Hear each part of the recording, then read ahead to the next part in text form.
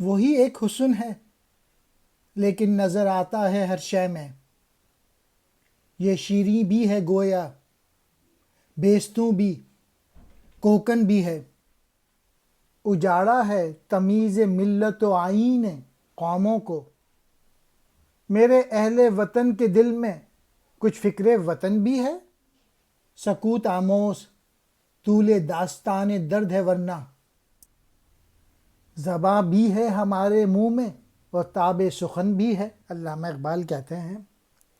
ایک یہی حسن ہے جو ہر جگہ الگ الگ نظر آتا ہے، وہی شیریں ہے اور وہی بے ستون پہاڑ ہے اور وہی فرہاد بھی۔ قوموں کو مذہب کے اختلاف نے اجاڑ کے رکھ دیا اور ان کی آپس کی لڑائیوں نے انہیں برباد کر دیا۔ اے میرے وطن کے لوگوں، آپس میں ایک ہو جاؤ، جھگڑے چھوڑو اور وطن کی فکر کرو۔ میری درد کی جو داستان ہے وہ بڑی لمبی ہے اور یہ ختم نہیں ہو سکتی،